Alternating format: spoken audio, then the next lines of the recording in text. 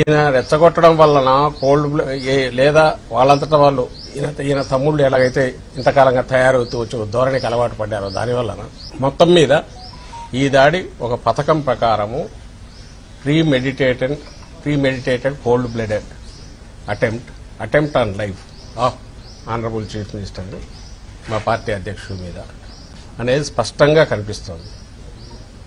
ఎందుకనేది కూడా రిపీటెడ్గా చెప్తున్నాము, మళ్ళీ చెప్తాను.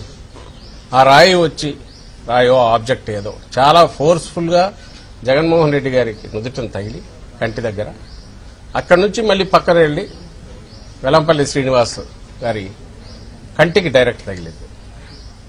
ఆయన కన్సూపు ఇంకా 48 అవర్స్ అబ్జర్వేషన్ అంటున్నారు, స్క్రాచెస్ ఉన్నాయంటున్నారు.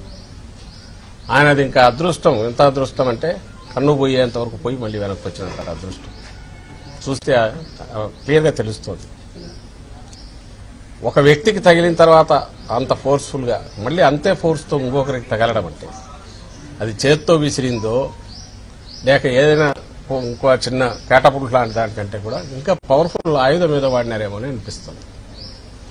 డిస్టెన్స్ కూడా కొంత ఎక్కువ నుంచి వచ్చినట్టుంది. పక్కనే బిల్డింగ్లు ఉన్నాయి, ఇవన్నీ ఇన్వెస్టిగేషన్లో తేరాల్సిన అంశాలు. ఎవరో షార్ప్ షూటర్ అయి ఉండాలి, గురి తప్పకుండా కొట్టగలిగిన వాడై ఉండాలి. ఈయన టక్కున తల తిప్పడం వల్ల ఇటు తగిలినట్టుంది. ఒకవేళ స్ట్రైట్ ఉంటే కన్ను తగిలిండొచ్చు, లేదా కన్ను తగిలిండొచ్చు కొంచెం తిప్పుతుంటే. సో ఇంతగా క్లియర్గా కనపడుతున్న ఇది ఎవరో ముందే అనుకొని ఒక ప్లేస్ వెతుక్కొని అక్కడ ఉండి అక్కడ నుంచి ఆ టైంకు కరెక్ట్ షూట్ చేశారు. కొద్దిలో అదృష్టం కొద్దీ అది మిస్ అయింది, లేకపోతే ప్రాణానికే ప్రమాదం ఉండేది. అక్కడి నుంచి ఇది ఎవరై ఉంటారు, ఓ పవర్ఫుల్ పొలిటికల్ సపోర్ట్ లేకుండా ఇలాంటివి చేయలేరు. ఇంకో పక్క ఈయన రెచ్చగొట్టి వాళ్ళని తయారు చేస్తున్నారు. ఇవన్నీ ఈరోజు ఎన్నికల కమిషన్కు నివేదించారు. ఇవన్నీ నివేదించి ఈ నేపథ్యంలో తక్షణం ఇప్పటికే ఇచ్చాము, ఇంతకుముందు కూడా అయ్యా వీళ్ళు ఇట్లా మాట్లాడుతున్నారు, వీళ్ళు నోటీసులు ఇవ్వడం కాకుండా రిస్ట్రైన్ చేయండి, ఈ పరిధిలోకి వస్తుంది ఇలాగే ఎన్నికల కమిషన్ వారికి కంటిన్యూస్ ఇస్తున్నాం. వీళ్ళు నోటీసులు ఇస్తున్నట్టున్నారు, అయినా ఫలితం లేదు. ఈరోజు జరగరాని ఇదే జరిగింది.